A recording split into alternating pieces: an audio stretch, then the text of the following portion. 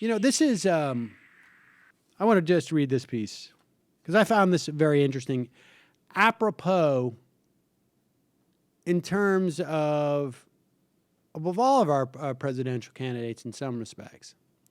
But it reminded me of of Andrew Cuomo. Speaking of wealthy, privileged guys complaining about their privilege. When you think of like Andrew Cuomo saying how hard it was to have the Cuomo name and be a governor. And Mitt Romney claiming that had his dad stayed in Mexico, and Romney had either a Mexican last name or Mexican heritage, he would have had an easier time running for president. Okay?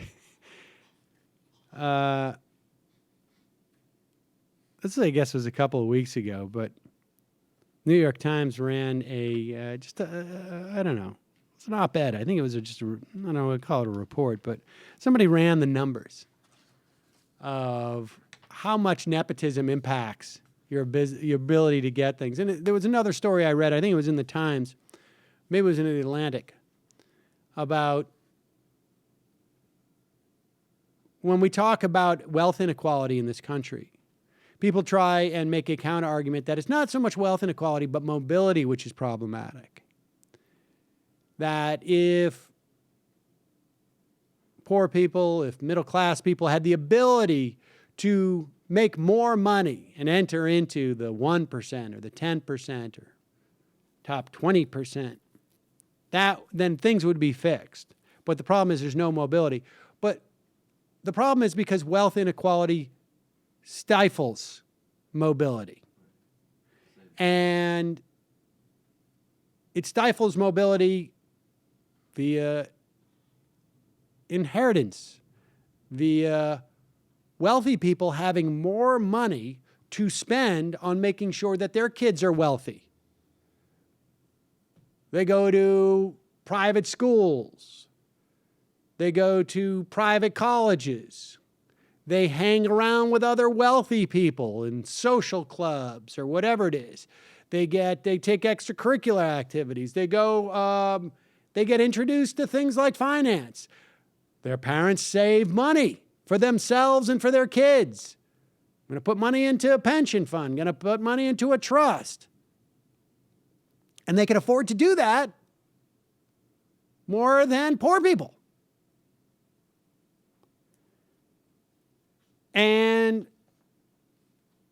I don't know if these nepotism figures are a function of that or partially a function of that. It's also, they have relationships that they build, that they introduce their kids to. Here's Mary. She's a financial advisor. She's on Wall Street. You need an internship? You need a job? Here it is. She's our friend. To become a billionaire. And this is all, apparently the study was done on men because you want to be able to track through the past 50, 60 years to baby boomers, and women just didn't have the same opportunities. So you want to sort of be able to look specifically at nepotism. In terms of becoming a billionaire, if your dad was a billionaire, you have a 1 in 9 chance of becoming a billionaire. If your dad was not a billionaire, you have a 1 in 258,000 chance of becoming a billionaire. That's even better than I thought. Yeah. If your dad was a president, you have a 1 in 13 chance of becoming a president. If your dad was not a president of the United States, your chances of becoming president are 1 in almost 19 million. If your dad was a senator, you have a 1 in 47 chance of becoming a senator. If your dad was not, but rather was just an average guy, you'd have a 1 in 400,000 chance of becoming a senator. If your dad was a governor, Mitt Romney, Andrew Cuomo, your chances of becoming governor are 1 in 51. If your dad was not a governor, Mitt Romney or Andrew Cuomo, your chances of becoming governor, 1 in 300,000, 306,000. And then there's actually some sports figures, but that is a little bit trickier because that also has to do with like physicality, right? If you're a basketball player and you're 7 feet tall, your odds of your kid being 7 feet tall are larger than, let's say, if you're Michael's height. Whoa.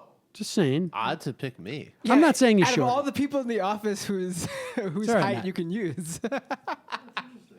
Oh, I just was looking. I didn't want to pick on Matt. I didn't want to pick on Matt. Gratuitous, yeah. But the point being there is that nepotism plays a big part in our society, and wealth inequality increases that dynamic.